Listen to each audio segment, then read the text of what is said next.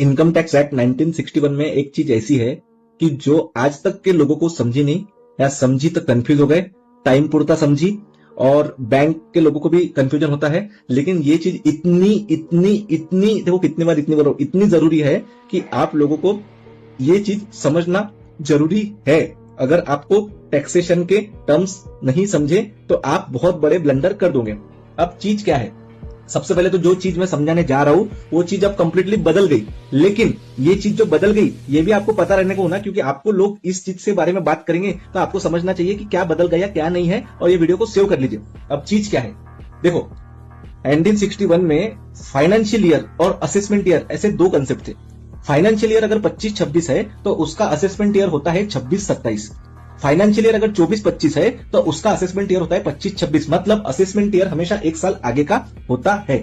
Income tax portal पे भी assessment year wise ही information दिखती है। 26 AS में भी असेसमेंट ईयर वाइज इंफॉर्मेशन दिखती है। मतलब कंफ्यूजन वहां होता है कि हम लोग फाइनेंशियल ईयर देख रहे हैं कि असेसमेंट ईयर दिख रहे हैं। तो छोटा सा डिफरेंस समझना कि ये डिफरेंस है और आपको ये चीज समझना है। अब चीज क्या है, अब ये चीज ये है कि ये जो असेसमेंट ईयर और फाइनेंशियल ईयर कंसेप्ट है ये अब गवर्नमेंट ने बंद कर दिया। कब से बंद करा, 31 मार्च 2026 तक के ये चीज लागू थी। 1 अप्रैल 2026 से ये चीज बंद हो गई। तो अब क्या चलेगा, अब चलेगा ओनली टैक्स ईयर। मतलब 26-27 tax year, 27-28 tax year. Assessment year नहीं है, फाइनेंशियल ईयर नहीं है।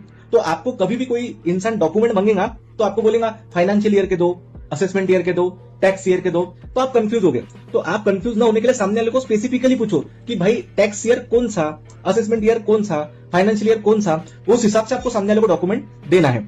आशा करता हूं कि मैंने आपको ये चीज क्लियर करा। डिस्क्रिप्शन में भी बहुत डिटेल में मैं डालता हूं, इस वीडियो को सेव कर लीजिए, क्योंकि ये वीडियो अगले 2 साल नहीं, 4 साल नहीं, जिंदगी भर आपके काम में आने वाला है। Thank you.